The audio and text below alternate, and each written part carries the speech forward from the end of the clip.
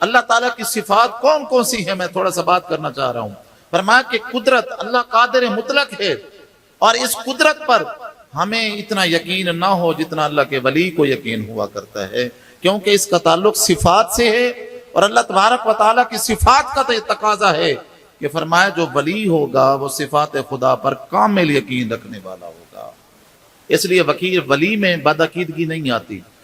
ولی اللہ تعالیٰ کی ذات کے حوالے سے اس کا یقین اتنا محکم اور پکا یقین ہوا کرتا ہے کہ دنیا میں کوئی سبب بھی اگر اس کے پاس نہ ہو تو وہ پھر بھی سمجھتا ہے کہ اسباب اگرچہ میرے پاس نہیں ہیں، لیکن میرے رب کی قدرت کا عالم یہ ہے، اگر وہ چاہے تو وہ قادر مطلق ساری چیزوں کو کر سکتا ہے۔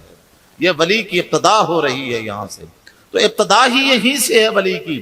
فرمایا کہ اس کے پاس کامل اور محکم یقین ہوتا ہے اللہ تعالیٰ کی مبارک ذات کے حوالے سے، اس کی مبارک صفات کے حوالے سے، حتیٰ کہ جو بندہ عام بندہ ہے اس کے دل میں تردد آ سکتا ہے، اس کے دل میں تھوڑا بہت وہم، گمان اور شک آ سکتا ہے، لیکن جو رب العالمین کا ولی ہوگا فرمایا اس کے دل میں کبھی نہ تردد ہوگا، نہ کبھی شک آئے گا، نہ کبھی وہم آئے گا۔ فرمایا اس کا دل ہر وقت ایسے روشن ہوتا ہے جیسے اس آفتاب نے اس دنیا کو روشن کیا ہوا ہے۔